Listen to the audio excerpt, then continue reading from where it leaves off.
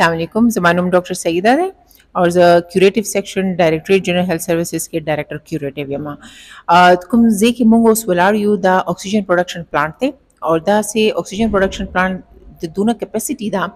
चे दे 1500 लीटर पर minute oxygen produce कई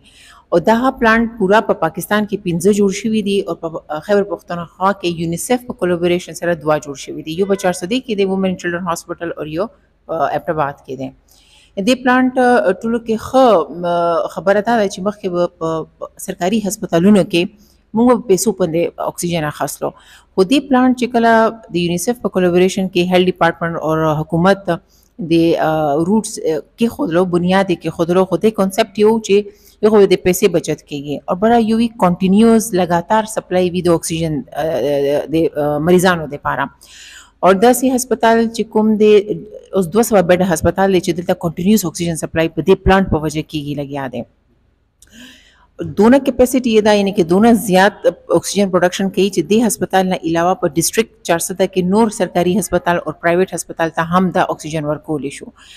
نو دا یو ښه اقدام دی چې حکومت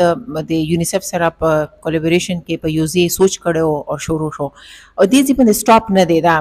دینه علاوه هم حکومت کوشش کوي لګیا دي چې نور ډیسټریکټو کې هم د کشانته پلانټونه ولګي او بلکې دینه زیات سترونګ کیپیسټي والا لګول کوشش ته او بلکې پایپلاین کې دي تقریبا هاف پایپلاین کې هاف لارې ته مونږه رسیدلی یو خو هغه یو ان ډی پی فندډ دي او یې ډیسټریکټ هم بدل دي تقریبا لس ډیسټریکټ به آشي او دوه ډیسټریکټ ادا دي نو خیبر پختونخوا چې کوم شته حکومت ته په دې کې ډیر زیات اکټیو دي او ډیر تیزی سره په دې باندې کار لګیا دي نو کانسپټ خو کووډ په وجه شروع شوی او خو ماشومان چې کوم د 15 کالو نه لاندې دي او خزي چې کوم ډیر زیات ایمرجنسي کیر چاته پکاري اکسیجن ډیر زیات نیلی نو د پلانټ په وجه مریضان به علاج پاتې نه یا نو د یو ښه غدي قدم دی او هیلث ډپارټمنټ همیشه د دې لپاره به کنټینیوس کار کوي ثانک یو سو مچ ډاکټر صاحب اوس په تنګیتا یا شفقدر تا یا د ډیسټریکټ هسپتال چې کوم دي داغینه مدینه گیس هغه به اکسیجن بالکل سلیکشن ولې وشو دا تاسو څنګه د لاسو ذکر وکړو جی جی د تاسو دا کوېسچن چې کوم اول ادي کې ولې سیټ اپ شروع شو انیشل کانسپټ دا چې موږ ډیټا په حساب باندې کار کوو چې کوم داسې ډیسټریکټ چې چیرته د اکسیجن ډیمانډ زیات وي مریضان یې زیات دي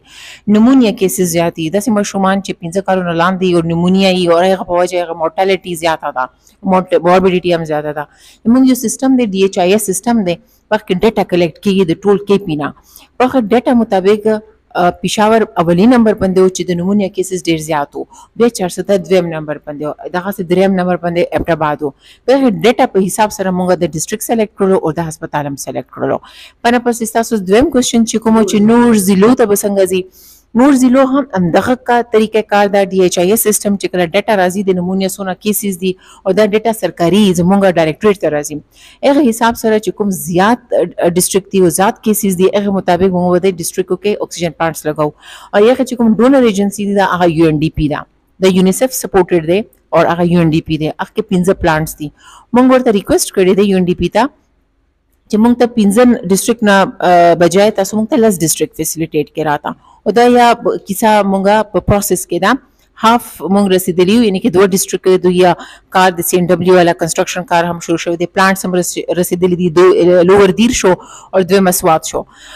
اور په د نور خبره اترې لګیا دي نو ان شاء الله د سې چې پورا کې پی ډیسټریکټ به چې د اکسیجن کمې په وجه مریضان پاتې کیږي نه